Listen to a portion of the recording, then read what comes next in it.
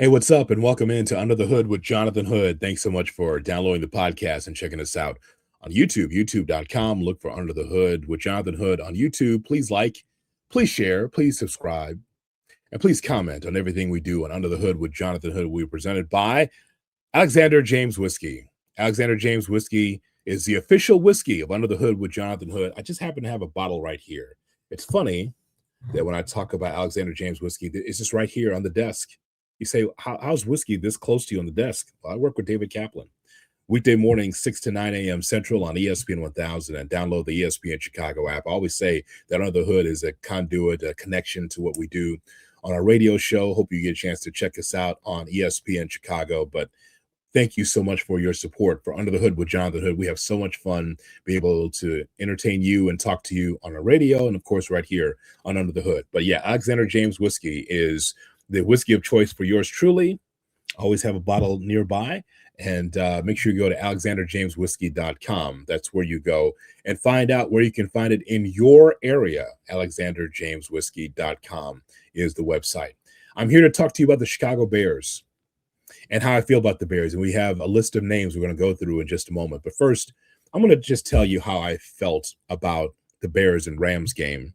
And then we'll get to a bunch of names I have for you. I want to get your thoughts on the list I'm going to give you in just a moment.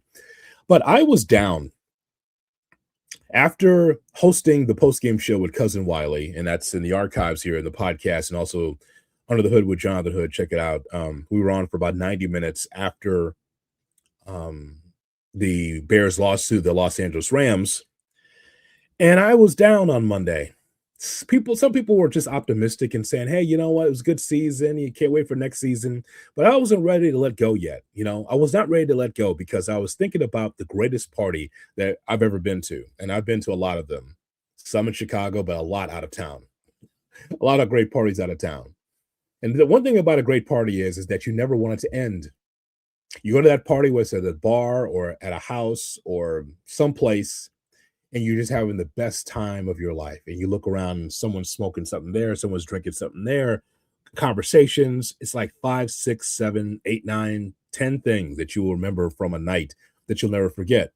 And I kind of thought that the Chicago Bears and the Rams was kind of like that party. I felt like, man, after all of these great things that happened in the regular season and in the playoffs, man, we're having a party, you and I as Bears fans. And I did not want the party to end because beating the Green Bay Packers in the playoffs was just amazing. Beating the Packers twice in a season is amazing because it doesn't happen very often around here. So then you take on one of the best teams in the NFC and the LA Rams. And the reason why that the party hit me hard, the party that we were watching with the Bears and Rams, is because the Bears were this close to getting to the NFC Championship game. That close to being able to beat the Rams. And I can understand if it was a score that San Francisco had against Seattle where you get blown out, you are not even in the game, like you have no chance to win, that kind of thing. But even as a 4 to 4.5 point underdog at the crib for the Chicago Bears, they were still this close of being the Los Angeles Rams. It was a defense that was stout, that were getting after Matt Stafford. Stafford is excellent against the blitz, but not against the Bears. Not against the Bears. Because the safeties came up and they made big plays and the defensive line held up. And you just thought that the defensive effort was good enough for the Bears to win if you just score. And that just wasn't the case. So the party ended and I was just disappointed that the party had to end because we're having so much fun on Under the Hood, being able to have an exchange of ideas and celebrate what the Bears were able to do. I wasn't ready to close the doors and close the chapter on Chicago Bears football under Ben Johnson. I was looking for more because it was so much fun. It was a high of heights of seeing the Chicago Bears doing what they were able to do. The high of highs. And then it had to end because the Bears lost to the Rams. I just want to give the Bears a lot of credit. And it starts with Ben Johnson, head coach for the Chicago Bears. It starts with Ben Johnson because with Ben Johnson, here's a guy here that demanded accountability. He was very aware of what happened in the season before under Matt Eberflus. He was very, very aware. And the coaching staff was also aware of what was going on with Matt Eberflus and the nonsense that was part of that regime. the lack of accountability and players going on podcasts just talking shit and just doing what they wanted to do. And to the tune of a 10-game losing streak, how bad it was for the Bears because they let go of the rope and the coaching staff was fired. But I think that some of those Eberflus players had to say, okay, now the mood has changed because Ben Johnson's here. And Ben Johnson being able to provide accountability was big for this team and the coaching staff. It's one thing for people to sit on the radio or a podcast to tell you what they think about what's happening with the Chicago Bears, or you can be a person that knows what's happening with the Chicago Bears. And I feel like I'm one of those people in the category of knowing what happens with the Bears a lot more than some. And I'm not saying that I'm a beat reporter because I'm not that, probably never will be that. But it's good to be able to talk to people and also go to Hallis Hall. I was there in July just to check out practice a couple times.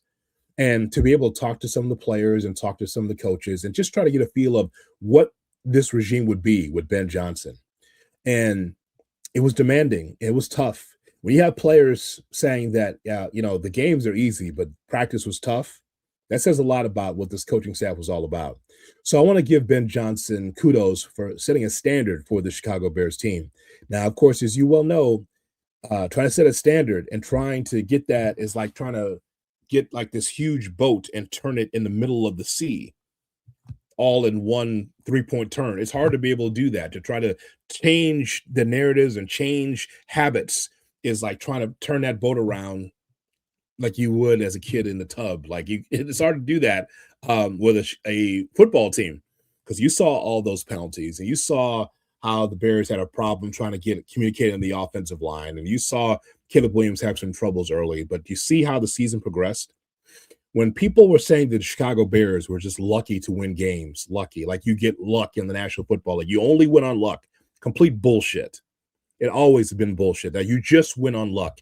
Do you know how dangerous football is? You just don't win on luck. You have to be able to win with luck and skill and ability and scheme and all these other things to be able to win games in the National Football League. You can look at a one-loss record and just say, okay, some teams are not as talented, but who are the Bears coming into the season? Did you think the Bears were just filled with talent that they would just be able to walk on water? It took time for the Bears to be able to gel as a football team. In preseason, early in the season, it took time to gel. And boy, what a great party we had, right? What a great party we had watching the Chicago Bears team. So I guess my overarching point is that it was so much fun that I didn't want it to end. But a lot of things we found out about Caleb Williams, the narratives of Caleb Williams, where he was able to do the impossible. That throw to Rome Odunze, that throw to Cole Kmet, we will never forget plays like that because those are one-of-one plays. He's trying to be the Steph Curry of the National Football League by having these impossible plays that actually deliver. And we saw those plays with the Chicago Bears. We saw offensive weapons like Colston Loveland and be able to see Luther Burden and an offensive line that was strong like an iron gate to give Caleb Williams time. We saw a running game that was really outstanding for the majority of the season with Swift and Monangai. So offensively speaking, everything that Ben Johnson wanted, he got, and he was able to work with. And you get like heroes like Jade Walker and Zacchaeus and all these names that come out of nowhere. So it was a very special season because it wasn't necessarily about one person. It was about team. And if you believe in team, you had to love what the Chicago Bears brought to the table. Defensively speaking, in that game against the Rams, it was one of the best games that I've seen from the Bears defense. And it's the best game that I saw from Jaquan Brisker as a Chicago Bear. And I just really enjoyed what I saw there because the defense was holding it up for the offense. And unfortunately, the Bears fell short against a very, very good game, solid LA Rams team. But they were that close, the Bears. It kind of shows you where the Bears are right now. And you can build on what they were able to do. Even though Ben Johnson said that, no, we start from square one. He goes, no, we can't build on what we did. We have to start from the bottom. That says a lot. Players, I'm sure, was in that locker room thinking like, hey, you know what? We had a good season. We'll build on. And Ben Johnson said, no, we take down the Jenga, take down the house of cards and start from the bottom and work our way back up again, even though they're the NFC North champions. That's leadership from Ben Johnson. That's pretty strong commentary from the head coach for the Chicago Bears. So, like I said, I wasn't ready to just let go and just like, Ben Bears had a good season, move on. I wasn't ready to move on. I enjoyed the party. That's me after the party, going to a restaurant afterwards at 4 or 5 in the morning with my boys and just talking about how great that party was because I didn't want to leave. And of course, the lights come on, and I still want to talk about that party. So now that the season's over, we got to talk about the list, right? Are you ready for this list? I'm going to throw it at you. Are you ready for this? The list. And if you are listening on the podcast, what I just put on YouTube is the Chicago Bears free agent list, and it's a lot of names on that list. So we're going to go through them, okay?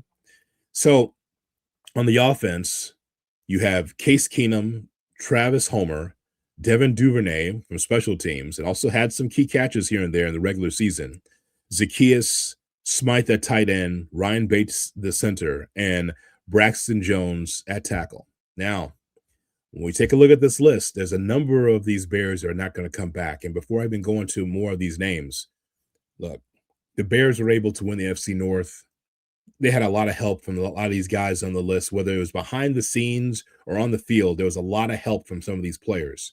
But just from my standpoint, when you're trying to get to the next step and get to the NFC championship game, or you're trying to repeat as NFC North champions or be a playoff team or over 500, whatever the goals are for Ben Johnson, the Chicago Bears. I know it starts with the Super Bowl, but you got to keep working your way up. You can't be so clingy to players that you got used to this year. There's going to be some changes with the Chicago Bears. Just remember, for most coaches in the NFL, when they first get a job in the league, it's an evaluation to find out who you can use and who you can't use. That's usually the case. You don't get coaches that can step right into a job and say, yep, I got everything I need to work with. We'll just draft a few guys, a couple of scrap heap players. We're ready to go. That's not how it works, because usually these jobs are the shits. Not this cycle, because there's good jobs out there, but usually when coaches get fired, that means the jobs are not good. So you have to start from the bottom and work your way up through the draft and free agency. And usually you don't get everything that you want in that first year as a head coach. But Ben Johnson, he walks in, fresh offensive line, weapons he wanted in the draft, a couple of free agents here or there, guys on defense, and ready to go. Usually teams are not ready-made for a first-year head coach, but Ben Johnson got it. Okay, so like I said, you fan how you want to fan, but from my standpoint, you don't get too clingy just because you saw those players be part of an NFC North championship team. When I take a look at these names, Case Keenum did a great job behind the scenes to help Caleb Williams get ready for games. He and Tyson Bagent. But Keenum was kind of like a coach on the team. Is he still going to be with this team? I think that could happen because of how instrumental he was behind the scenes. Travis Homer is a backup running back, more a special teams guy. Not sure if he's going to be with the team next year. Devin Duvernay is a guy that some people like, and I just thought that he was just okay. I never thought that he was like this game breaker. I believe it was the Vikings game that he really had a great return to set the Bears up for that victory against the Vikings.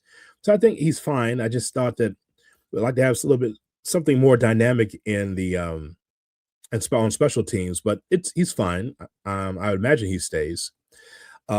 Zacchaeus at wide receiver, I feel like the Bears going to upgrade that spot.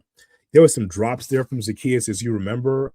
There was a time early in the season where Caleb Williams could go to Zacchaeus, and it was automatic. Zacchaeus was open, and he'd get that first down, like 3rd and 9, 3rd and 11. You throw it to Zacchaeus right there in the middle of the field. Boom, he was able to catch it. There's some drops there. So I don't think he's going to be with the football team next year. I think they'll find another veteran in that spot. Tight end is Durham Smythe that's on this team as well. Smythe was a 3rd tight end. Do you get an upgrade at the 3rd tight end? It's funny that there was 3 tight ends that were used in this offense. Not sure if he's going to be with the football team. Maybe, I guess, at the Bears' price. Ryan Bates as a backup center, and then there's Braxton Jones. So Ryan Bates could remain with the football team. Braxton Jones will be gone. Braxton Jones spent a lot of time on IR, a lot. And remember, this past summer, it was the summer of the left tackle. Just ad nauseum. Believe me, if you hear us talk about the left tackle ad nauseum on the radio, believe me, I just want you to just feel me when I tell you this. I am rolling my eyes at that conversation. I don't want to go through another summer of who's going to be the left tackle of the Bears. It was we did it too much on the radio show, way too much. And yes, the offensive line is important, but just that one position. So I'm sure the Bears will go out and find someone at left tackle because Ozzie Trapillo is going to be out for quite some time. He will not be ready for training camp. And I know they want to upgrade from Braxton Jones, so they got to find a left tackle, sure. But the idea that we have to be able to be on the search, have a whole show dedicated to left tackle is just like, oh my god. So yes, the offensive line is really tremendous and really productive. But yeah, they got to find a left tackle at some point. I don't think Braxton Jones is going to be part of that. I don't think he's going to be there. So more on that list here and the defense. If you listen to me one time, if you've listened to me 100 times, you know that I had a problem with this defense a lot this season. Dennis Allen had some things to work with and not a lot other players to work with on this defense. You saw how ineffective that they were at times. They were bend don't break, which is not bad, but like that San Francisco game, that was a winnable game against San Francisco if you just make a stop or a few stops. To go shot for shot with Brock Purdy was just nonsense for Caleb Williams. The 49ers defense sucked, and so did ours. And that was a great opportunity to win that football game. But some people thought, oh, the way Caleb threw the football, that was like a win. No, it was like a loss because they lost the football game. It was not like a win. Stupid. Anyway, so Chris Williams, defensive lineman, Andrew Billings is on this list. Dominic Robinson's on this list as well, and Joe Tyron. So I think that'll be all for Andrew Billings, Big Billings at defensive line, and Dom Robinson. I mean, depending on the price, I don't see him coming back next year. They've been waiting for him, like his first game when he came to the NFL, he had 2 sacks, and we haven't heard from him since as far as impact plays. Chris Williams, I think the same thing. Joe Tyron, probably the same thing. How about a linebacker? A lot of people like me really respected DeMarco Jackson. DeMarco Jackson was a guy that we hadn't heard of before until he had to come in to be able to replace one of the linebackers for this football team. And DeMarco Jackson really played well. Now the question is, could they utilize him again? I think that's a possibility DeMarco Jackson can come back, especially if Dennis Allen feels like he could use him. I like DeMarco Jackson, some of the things that he did. If you can upgrade at that, you'd like to. But at the same time, Jackson can grow into the position as a backup linebacker for this football team. Here's some other choices. How about Elijah Hicks? Elijah Hicks at corner is a backup corner for the Bears. Nahshon Wright, there's a name right there. I believe that the Bears could be able to get better than Nahshon Wright at corner. Nahshon Wright came through and had some really terrific plays. For a guy that was a practice squad player, it was next man up mentality for the Bears because the Bears just needed able bodies that could be able to make stops. And Nahshon Wright is going to make some money in the offseason. Probably not with the Bears, but he's going to make some money in the offseason. And so if you can get more of a veteran presence at corner, something that Dennis Allen can use, I think that's great. But Nahshon Wright, I want to give him a lot of flowers because a lot of games he was able to come through when the Bears needed someone at the corner position. Nick McLeod also is a backup. Wonder if he's going to be with the football team. So there's Jalen Jones, there's Jonathan Owens, and we know Jonathan Owens has to stay, right? You know he's got to stay, right? Simone Biles. She brings a star power to Chicago. She's on the sidelines. I like it. Let him stay. Backup. Because Simone Biles comes to the games. Anyway, let's go back. There's Kevin Byard, who I think should be with the football team. I'd like to see what kind of price there'll be out there for Byard because he's been the ball hawk and a leader in that locker room. Byard's such a leader in that locker room, so I'm all for Kevin Byard staying. But here's the one, Jaquan Brisker. Let's talk about it. Jaquan Brisker. Jaquan Brisker was the last man to leave in the locker room at Soldier Field. He still has his uniform on. He was staring straight ahead into his locker. I think that all the reporters talked to Jaquan Brisker, and he answered every question. I think that he stayed around and did not leave like DJ Moore did at the end of the game because I think he saw a possibility for him not to be with the Chicago Bears anymore. That's tough because Jaquan Brisker had the best game as a Chicago Bear on Sunday against the Rams. That's what I believe. I think that he was active and he was strong, but he's had concussion issues. That's part of his resume.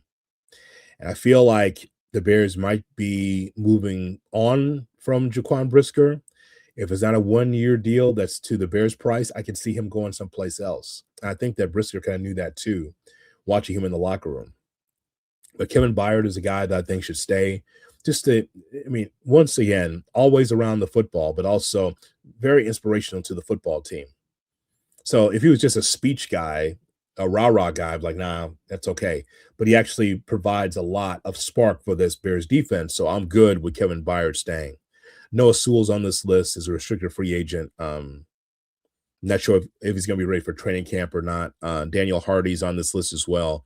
And then the exclusive rights free agents are Jordan McFadden. McFadden, by the way, had to go over to left guard and play because Tooney moved over. Joe Tooney moved over, and you heard nothing from McFadden except just quality play.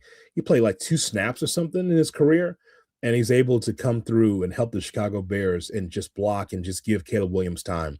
So shout out to Jordan McFadden, and then there's Theo Benedict, the left tackle, and we'll see what's going on with Theo Benedict, the Canadian Eagle.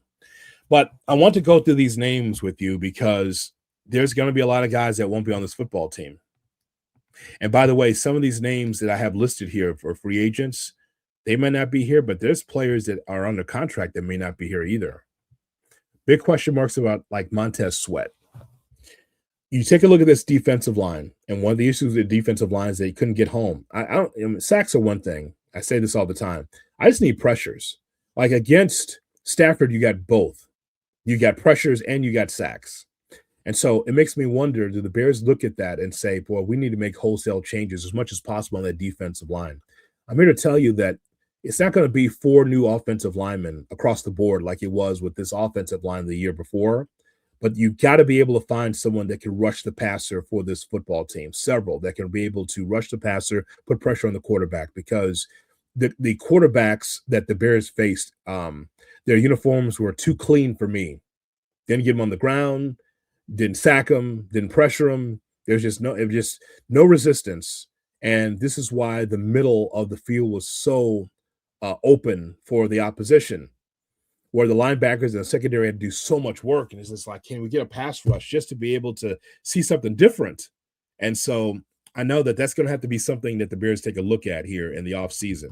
Makes me wonder about guys that are under contract, whether or not they're going to be here next year or not. I gave you the list of free agents, but I want to know how much of a riverboat gambler is Ryan Poles. You can't be hugging and loving your players if you feel like your players are not being able to do what they need to do. It was, remember, year one in an evaluation. The evaluation was tremendous for the Chicago Bears because they were just a step away from getting to the NFC Championship game. Now, what about this offseason? What are they going to do in the draft and free agency? Make sure you leave your comments on this video about what you want to see from the Chicago Bears. The Bears have a lot of players they're going to bring back that are going to pay dividends for the team in year 2. But it's nothing like having new players on the football team where you can look at it and say, you know what? We like some of our players. We like what we saw in year 1, but we can try to get better. And when I say better, I don't mean older. That's the other thing, too. Before I go, I'm not talking about just getting a whole bunch of old guys in there and you got to get Chris Jones from Kansas City. You got to get this guy, because, it's for the long haul, the Chicago Bears. As much as you and I would love to see the Bears in the Super Bowl next year, it's not about putting a whole bunch of old guys in there. You want to be able to develop through the draft, develop players, and get the right players, not Karan Amagaji, all right? You want to be able to get good quality young players, and if you need veterans to be able to step in there and help, let's get that done. But you don't have to have a whole bunch of old guys in and say, okay, we're going to push all the chips in the middle of the table. We're going to go with all the old guys. Young players, veteran players, the blend can help the Chicago Bears team. So I want to get your thoughts about that list I put up as far as free agents are concerned with the Chicago Bears, who should stay, who should go. And I'm going to talk to you next time here on Under the Hood with Jonathan Hood. And don't forget, we are presented by the fine folks at Alexander James Whiskey. I just happen to have it right here. Alexander James Whiskey. I probably should have had some. I just called the UIC Flames game against Evansville, so the voice is a little tired. I'm not tired, but the voice is a little tired after doing play-by-play. And by the way, I should mention that if you go to our playlist, There's a lot of the UIC Flames highlights that I have there. We've got college football thoughts and baseball and all that. So just check out our playlists or if you miss some of the things that we do here on the show. All right, we've got so much more as we move forward here on Under the Hood with Jonathan Hood, presented by Alexander James Whiskey. I'll talk to you soon. Thanks so much for subscribing and checking out Under the Hood with Jonathan Hood. So long, everybody, from Chicago.